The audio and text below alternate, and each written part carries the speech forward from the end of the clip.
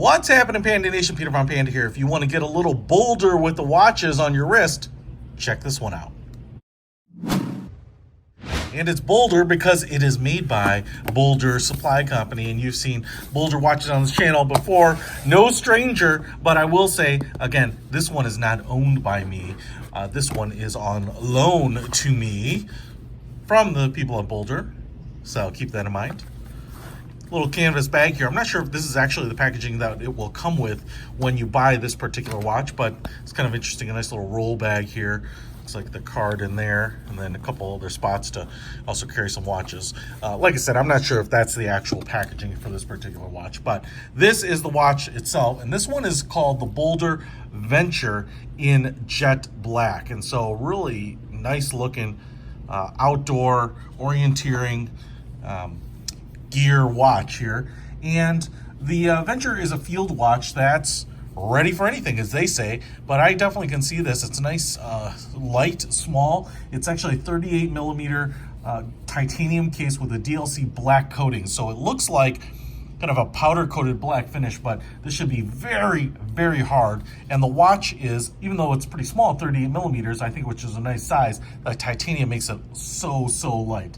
It has an ETA 802 Swiss-made quartz movement and should last up to 3 years on the battery, and should be very, very accurate in timekeeping. You can see here the back, a screw-in back plate here.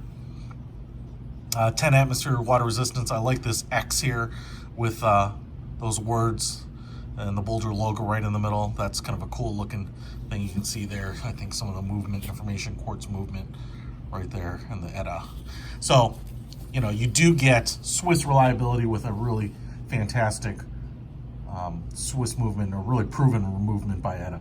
The crown is a push-pull with the embossed logo on it, and you can see here it's a little different. It's at the 4 o'clock position as opposed to the 3, and that's something you can do here because there's basically no complications with this movement, and so they just reorient the hands in the right way. Sometimes this movement would have the crown right here at the 3 o'clock position, so you can see the BOLDR logo right there. And if I just pull it out, not sure if I have to screw down. Nope, you just pull it, and now I can adjust the hands here, and you can see, let's get them out of the way. You can see, I'm gonna go way in on that. The nice flat brushed stainless steel looking hands here. We have a nice little thin markers for accurate timekeeping. It looks like we have super lume on the hands itself, and I'm kind of assuming super lume on the pips as well. You can see that those are slightly raised for the hour markings, and then also an outlined orange box on the seconds hand, and that looks like that's loomed up as well. I'll roll in that loom shot for you. I love the fact we have large Arabic numerals, as well as an inner ring here with the 24-hour markings, so in case you use military time, you've got that too. Markings, hash marks at all the minutes, and the 100-meter water resistance right there in the Venture name. Flat crystal here, and so you have nothing that sticks out. It's a sapphire crystal with the anti-reflective coating on the inside. So you can see here, we're not getting the anti-reflectiveness on the outside here as I'm bouncing around on the lights, but you get a really clear, crystal clear look inside. You won't have any of the things kind of reflecting back at you, which is nice.